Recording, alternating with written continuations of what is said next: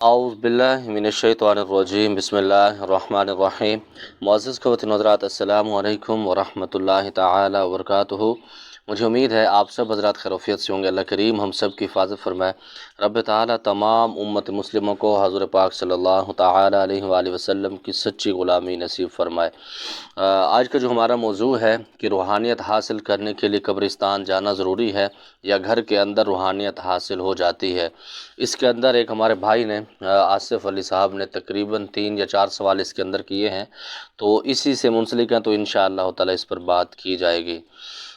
یہ بھائی فرماتے ہیں، السلام علیکم مفتی صاحب، اگر کوئی وظیفہ مرشد کی اجازت سے گھر میں پڑھ رہا ہو تو کیا روحانیت حاصل ہو سکتی ہے یا قبرستان جانا ضروری ہے؟ اس بھائی کا ایک سوال ہے۔ دوسرا یہ سوال پوچھتے ہیں کہ چڑیل خوبصورت ہوتے ہیں اور وہ کون سے لڑکوں پر عاشق ہوتے ہیں؟ اسی کے ساتھ تیسرا اس بھائی کا سوال ہے، روحانیت کی مخلوق کیا نظر آتے ہیں یا اس کا احساس ہوتا ہے؟ اور چوتھا سوال یہ بھائی پوچھتا ہے کہ 2 یا 3 سوال میں نے پچھلی ویڈیو میں آپ سے پوچھی ہیں، آپ کا کسی کا جواب نہیں آیا، تو کوئی بات نہیں، اللہ حافظ۔ اللہ آپ کو خوش رکھے، سلامت رہیں، تھوڑا سا برداشت کا مظاہرہ کیا کریں۔ آپ کو پتہ نہیں کہ میں رات کو کتنا لیٹ سوتا ہوں صرف عوام کے لیے، اور صبح کتنے بجے اٹھتا ہوں، پھر دن کے معاملات وہ اللہ ہی جانتا ہے۔ وہ کہتے ہیں کہ اللہ ہی جانے کون بشر ہے۔ سب سے پہلی بات تو یہ کہ وعلیکم السلام ورحمۃ اللہ۔ بھائی آصف علی صاحب، سب سے پہلی بات تو کہ میں مفتی صاحب نہیں ہوں، اللہ رب العزت یہ مقام عطا فرما دیں تو اس کا شکر گزار رہوں۔ فی الحال میں مفتی نہیں ہوں، نہ ہی میں عالم ہوں، عامل ہوں اور حافظ قرآن ہوں۔ اللہ آپ کی حفاظت کرے۔ جو سب سے پہلا آپ کا سوال ہے کہ اگر مرشد کی اجازت سے گھر میں کوئی وظیفہ پڑھ رہا ہو تو روحانیت حاصل ہو سکتی ہے یا نہیں؟ معزز خواتین و حضرات، عملیات کے اندر جو مرشد آپ کو اجازت دیتا ہے وہ بہتر سمجھتے ہیں۔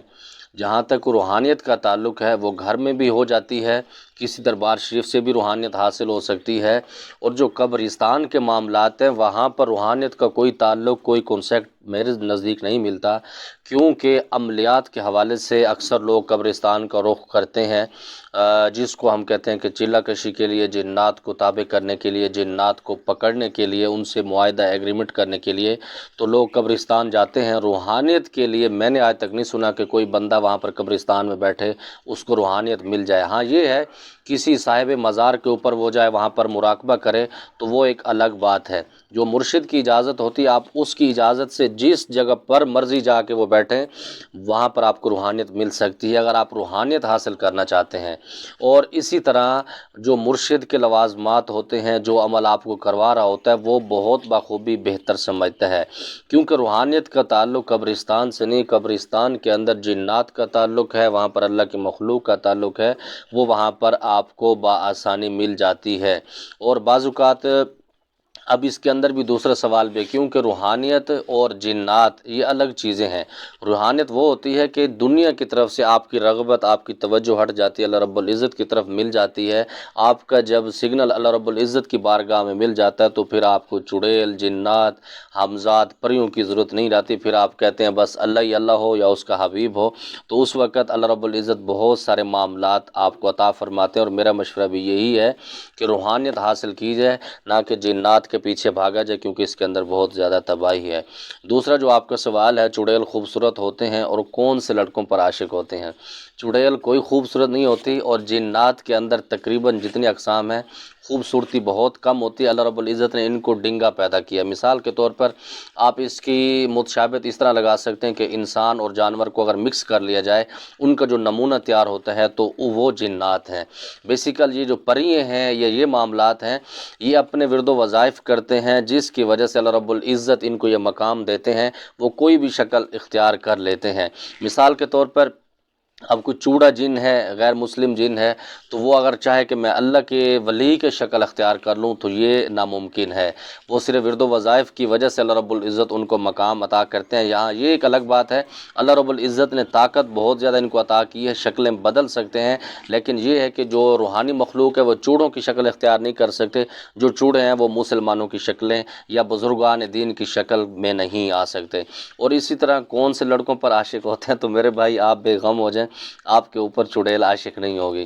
چڑیل جو ہوتی ہے وہ ہمیشہ بدکاری کے لیے، اس کام کے لیے ہوتی ہے، تو وہ اس کے اوپر عاشق ہوتی ہے جس سے اس کو فائدہ ہوتا ہے، مطلب سیکس، زنا، یہ چیزیں جس سے اس کو پوری ہوتی ہیں۔ اور میں یہ سمجھتا ہوں اگر کوئی چڑیل کسی بندے پر عاشق ہوگی، وہ اس سے ہم بستری کرتی ہے، تو اس بندے کی تباہی شروع ہو گئی ہے، کیونکہ اس کے اندر آگ نکلتی ہے۔ جیسے میاں بیوی آپس میں ملتے ہیں تو اس میں ملاپ کے بعد ایک فراغت ہوتی ہے، تو وہ منی ہوتی ہے۔ اسی طرح جو جنات ہوتے ہیں ان کے اندر آگ کا ایک شعلہ نکلتا ہے۔